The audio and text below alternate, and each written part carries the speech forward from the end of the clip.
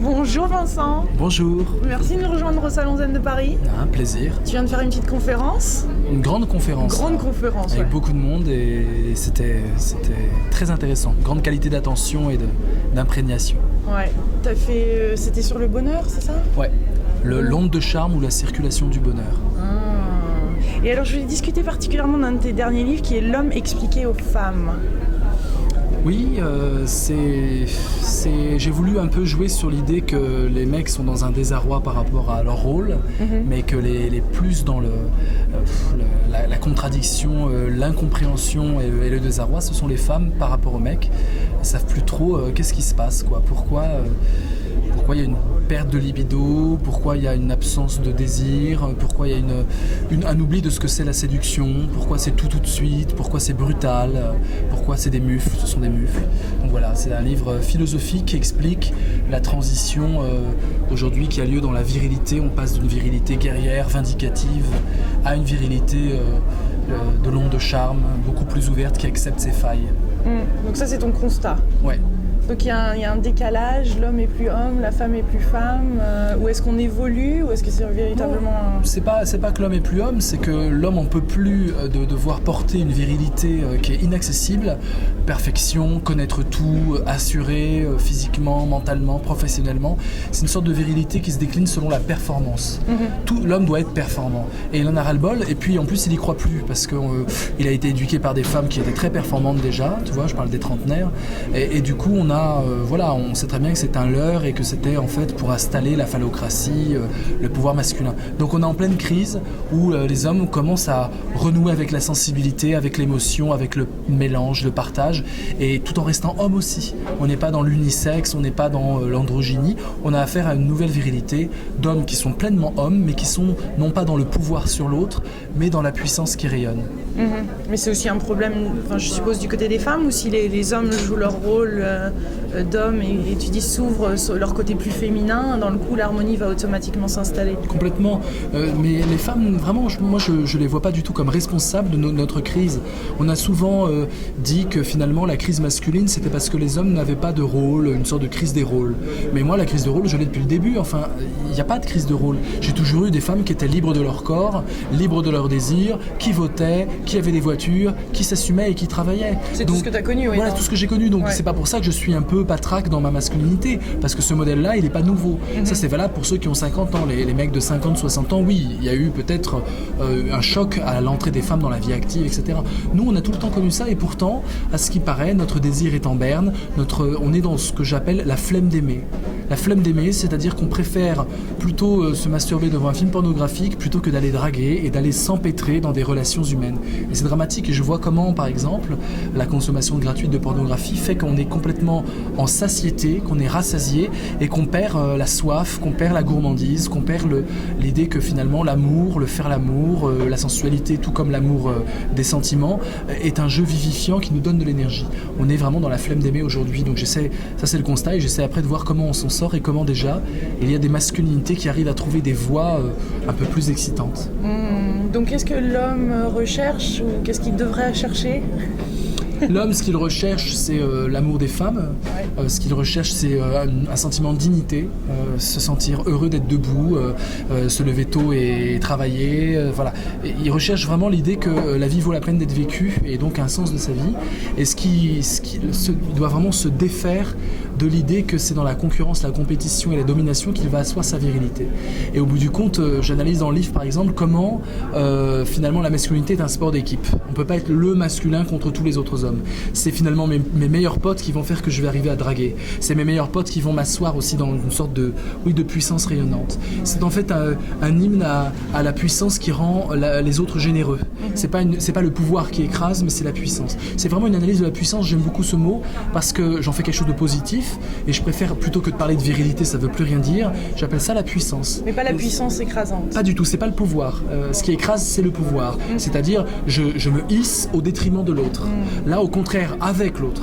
La puissance, c'est avec l'autre. Et ce qui est bien, c'est que ça donne le pendant de l'impuissance. L'homme impuissant, c'est celui qui va vouloir le pouvoir, il va entrer dans des compétitions de pouvoir pour masquer son impuissance, qui est en fait une impuissance existentielle.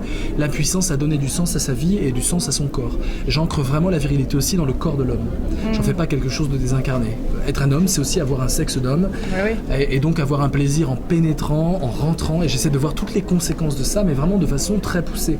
J'ai un passage qui s'appelle la philosophie des couilles, par exemple, et j'analyse vraiment qu'est-ce que c'est d'avoir une paire de couilles, et pourquoi dans la langue française, ça donne des expressions comme avoir des couilles, qu'on peut d'ailleurs dire à propos des femmes, elle a des couilles, ça donne il y a une couille, donc il y a un problème, et j'analyse un peu tout ça pour montrer vraiment que la virilité, elle est incarnée, elle est dans un corps aussi. C'est pour aussi sortir de toute la théorie queer qui consiste à dire que tout est androgyne et tout n'est affaire que construction sociale. Tu es femme et tu aurais pu être un homme après tout en fonction de ta construction sociale, etc. Je veux montrer que non, Simone de Beauvoir disait on ne naît pas femme, on le devient. Bourdieu disait on ne naît pas homme, on le devient. Moi j'ai envie de dire on ne naît pas homme, on le devient, mais on est aussi un peu homme aussi. C'est-à-dire qu'on est homme dans le regard des autres. Et ça conditionne énormément les modèles que l'on doit acquérir, notamment la virilité. J'aimerais qu'on arrive à éduquer nos petits garçons exactement comme on éduque nos petites filles, sans aucune différence. En disant petit garçon, joue à la dinette parce que tu feras la bouffe plus tard aussi. Et c'est cette différence dans l'éducation au nom de critères de virilité qui sont totalement dégénérés aujourd'hui, soit fort, soit dur, etc. Un meilleur exemple... Ou de peur des parents. Ou peur des parents, bien sûr, de ne pas être au modèle. Un meilleur exemple, c'est le courage. Ouais. Pourquoi les hommes sont tous des lâches, et tous des égoïstes et des lâches, la plupart. C'est extrêmement dur de trouver un homme qui ne soit pas lâche. Dès qu'ils doivent s'engager, ils s'en vont.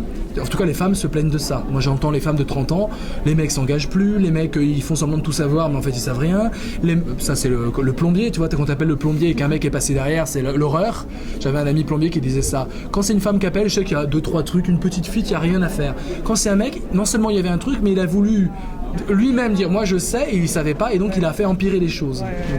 Et c'est vrai qu'on est tout le temps dans je sais, dans la bravade, dans la fanfaronnade, parce qu'en fait on nous donne pas le même courage. Quand tu as une petite fille, tu vas dire à la petite fille écoute ta peur. Écoute ta peur, elle est très intéressante ta peur. Elle te donne des signaux d'alerte qui te permettent après de te protéger. Une petite fille va donner une femme, et une femme ça peut toujours être confrontée à la violence masculine. Et donc tu vas pas dire à la petite fille fais comme si tu n'avais pas peur quand tu as peur. Tu lui dis écoute ta peur et tu dois affronter ta peur. Et c'est ça le vrai courage qu'on donne aux petites filles. Aux garçons on dit pas du tout pareil. Aux garçons on dit tu as peur, tu n'as pas peur, tu es un homme. Nie ta peur. Et donc du coup pas d'émotion, et la peur, et du coup il développe un courage mais qui fait semblant de pas avoir peur. Et c'est pas du vrai courage. Le vrai courage, on est courageux que quand on a peur. C'est quand on a peur qu'on peut être courageux. J'ai peur, mais quand même, je serre les fesses et j'y vais. Mais avoir peur et dire je n'ai pas peur, c'est ça le courage, c'est ne pas avoir un rapport sain à la peur. Et voilà pourquoi les mecs sont tous des lâches. Dès qu'il arrive un imprévu, les femmes en général, ça les excite, elles jubilent. Il y a un imprévu, c'est pas grave, c'est la vie, c'est l'aventure, on va s'en sortir. Les mecs, c'est la panique. Dès qu'un truc imprévu arrive, ils sont totalement désorientés, mon Dieu, mais ils se mettent en colère, etc. Donc je montre qu'en fait, on n'éduque pas du tout de la même façon les garçons et les filles, et ça donne une masculinité qui est pas du tout en prise avec l'émotionnel. Donc moi je décline ce que j'appelle la virilité, non pas de l'onde de choc, le barbare, Rambo, Stallone, le mec surpuissant, on n'en peut plus de ce modèle-là, mais la virilité de l'onde de charme. La virilité de l'onde de charme, c'est l'homme qui accepte ses failles, qui accepte son incompétence, qui dit oui ça je ne sais pas, c'est pas grave de dire je ne sais pas, je ne peux pas. Voilà, c'est l'homme qui accepte toutes ses failles et qui fait de ses failles une force. C'est la force des failles, la virilité de l'onde de charme, et c'est aussi l'homme qui accepte d'aimer sans avoir à prouver sa virilité. Finalement, au bout du compte, l'homme qui cesse d'être violent, d'être brutal, d'être mufle, d'être méprisant, c'est l'homme qui est bien dans sa virilité. Et les mecs qui battent leurs femmes, les mecs violents, les mecs aigris, c'est des mecs qui sont mal avec leur virilité et qui passent leur temps à chercher des preuves pour se confirmer dans leur virilité qu'ils ne se sentent pas. Finalement, il n'y a pas plus viril qu'un mec qui oublie qu'il est viril et qui est très très bien dans son bonheur. Il n'y a pas plus viril qu'un mec heureux en fait. Tout à fait. Donc tu as compris les hommes par ton observation des femmes, ou à passer plus de temps avec les femmes. Elles t'ont permis de comprendre mieux l'homme et l'homme que tu es. Ouais, les femmes, d'abord les femmes intellectuellement, je trouve qu'elles sont beaucoup moins dans le bluff que les hommes. Le mot qui caractérise les hommes, moi je dirige une collection chez Larousse, une collection de philosophie, et donc j'ai affaire à autant de femmes que d'hommes, parce que dans mon recrutement, je prends même plus de femmes philosophes que d'hommes philosophes. Ça fait partie de mon féminisme, je suis vraiment féministe. Tout comme dans mes livres, dans l'index, je cite autant de femmes que d'hommes. Donc mes références philosophiques, il y a autant de femmes que d'hommes, ce qui nécessite d'aller les trouver, d'aller les chercher en bibliothèque, etc. Mais après, on tombe sur des perles qui sont pas trop connues. Et c'est vrai que moi, ce qui m'intéresse, c'est les journaux intimes. Quand je vais en bibliothèque, je lis les journaux intimes des femmes, là où elles ne trichent pas. Là où elles disent vraiment leurs problèmes avec leurs mecs, leurs problèmes avec leurs amants. Là. Et les journaux intimes et les lettres, elles envoient à leurs amoureux. C'est ça mon matériau de base.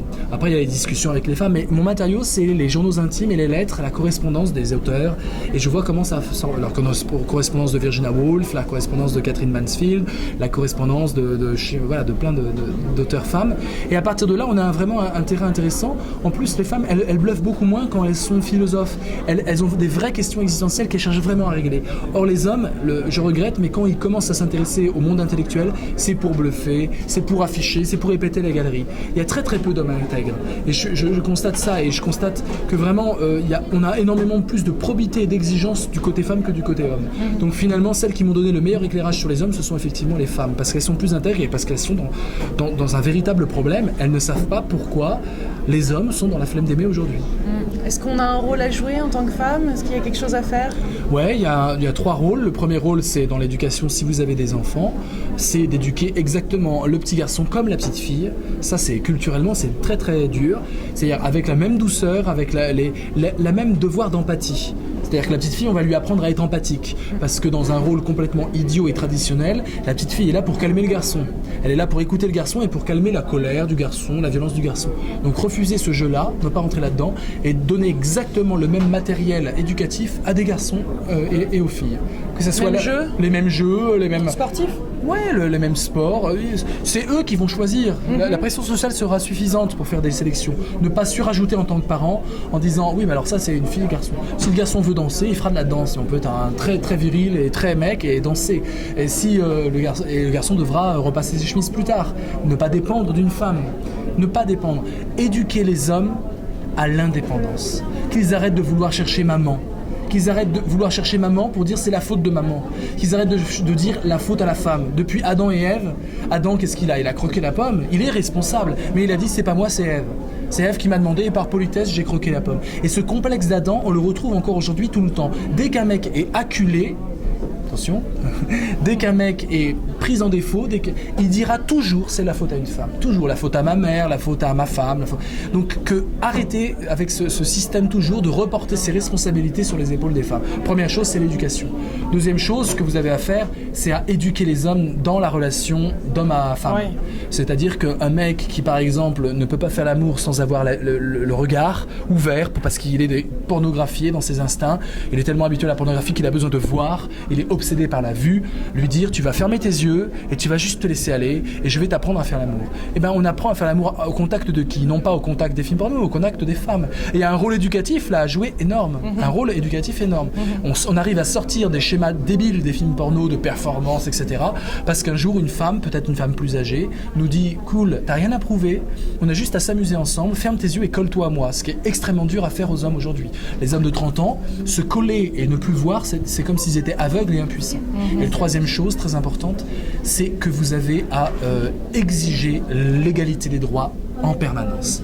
C'est un combat mais énorme que vous avez complètement oublié. Les jeunes de 30 ans, les femmes de 30 ans ringardisent le féminisme, disent je ne suis pas féministe, surtout pas, comme si féministe était un mot tabou. Le féminisme n'est pas l'idée que les hommes et les femmes sont égaux physiquement.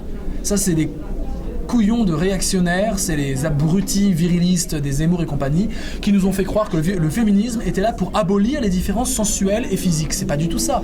Le féminisme, c'est l'égalité des droits. Or aujourd'hui, vous êtes totalement arnaqués au travail. Vous avez 20% de moins dans les salaires. À l'Assemblée nationale, vous êtes 18%.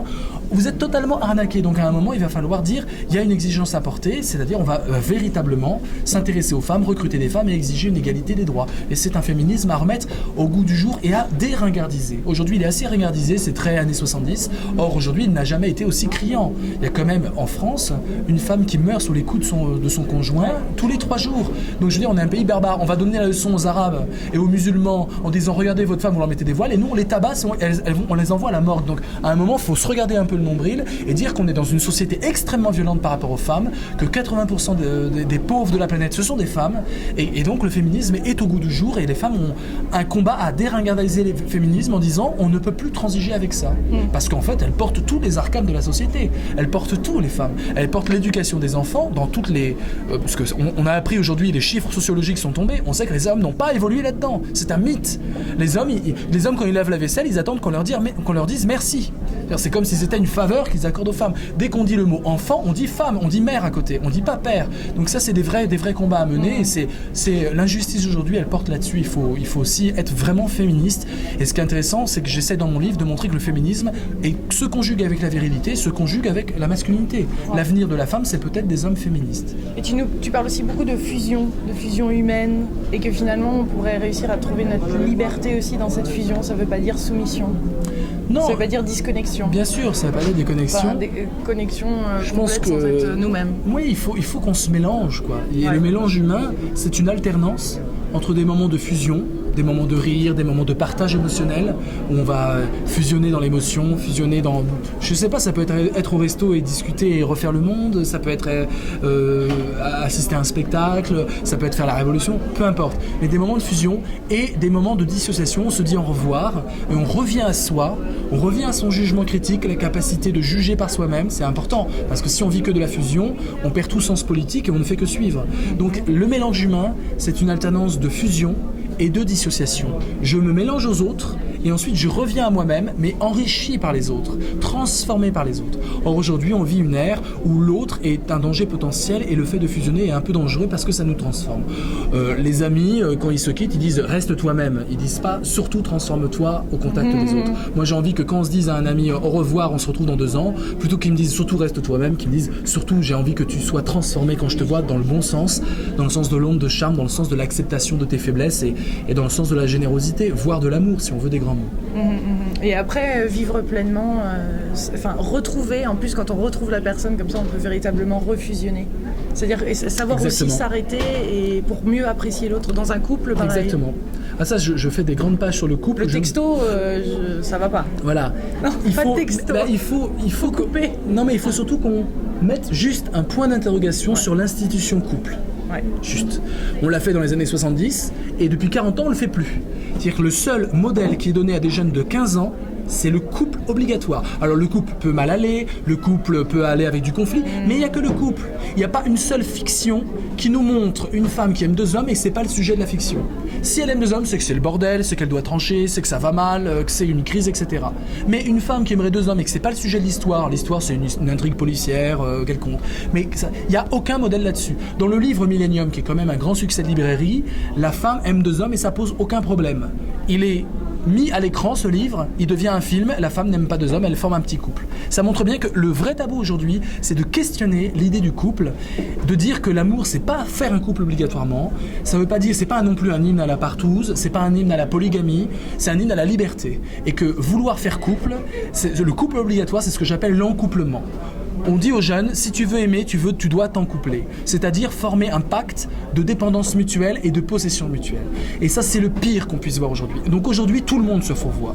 L'idée du couple, l'idée d'une possession mutuelle, je t'appartiens, tu m'appartiens, si tu fais quelque chose avec ton corps ailleurs, tu me trahis, c'est une idée moyenâgeuse. Et donc il faut sortir de ça. Maintenant, je ne suis pas contre l'idée que quand on aime quelqu'un et qu'on a envie de se consacrer à une énergie et pas à se disperser, on puisse aimer une seule personne. Donc ce que je dis n'est pas un hymne à la polygamie, mais c'est quelque chose qui vise à dire à la fille de 15 ans, 16 ans, le couple c'est naturel, ça découle naturellement des choses. C'est pas par là que ça commence, c'est par là que ça finit. Si tu as une histoire d'amour libre, où tu aimes et tu as envie de te consacrer à quelqu'un, ça donnera un couple. Et c'est très beau comme ça, mais c'est pas un but en soi. Et si tu aimes 3-4 mecs, c'est normal à 17 ans d'aller puiser des plaisirs de la vie, comme autant de mets délicieux que tu manges ou autant de voyages. Si faire l'amour et aimer c'est un voyage humain, je vois pas pourquoi on dirait à une gamine de 18 ans consacre-toi qu'à un seul voyage. Il faut laisser cette liberté-là.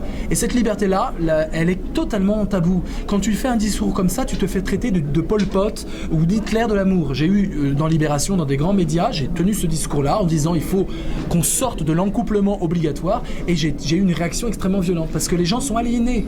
Les gens sont alignés à ce modèle-là. Ils ont des couples qui échouent systématiquement tous les 4-5 ans et ils n'ont qu'une seule idée en tête, c'est de reformer former un couple avec la personne élue qui sera formidable. Arrêtons de mettre le couple comme un but et comme un devoir. Le couple découle naturellement d'une histoire d'amour. Mais il n'est pas le point de départ, c'est pas l'histoire d'amour qui doit découler naturellement du couple, ça marche pas comme ça. Et on arrêtera d'avoir des femmes de 35 ans éplorées, qui ont le boulot, qui sont belles, et qui ne trouvent pas de mec, parce que le couple ne peut plus fonctionner.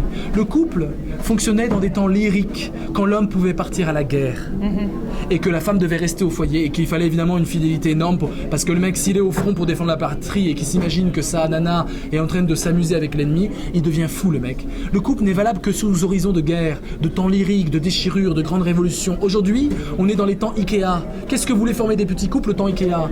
On ne peut plus, il faut réinventer un romantisme et une sorte de lyrisme dans l'histoire amoureuse. Et aujourd'hui, notre amour n'est pas lyrique. C'est Nathalie Clifford Barnet, que j'aime beaucoup, une de mes auteurs préférées, qui dit « Comme il y a peu d'amour dans la plupart des amours ».